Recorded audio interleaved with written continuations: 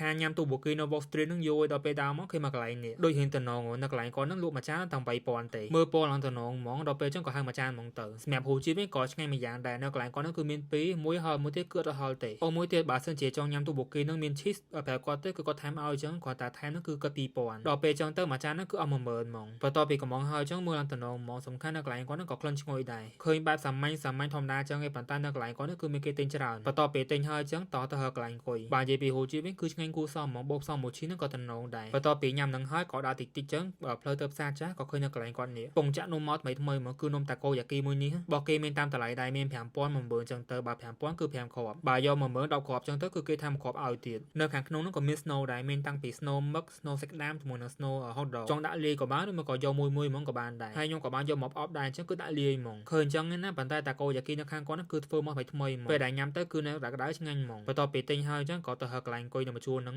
បើហូជីក៏ឆ្ងាញ់ដែរអញ្ចឹងបងប្អូនដែលគាត់ចង់ញ៉ាំគឺអាចរើបាននៅ Wall Street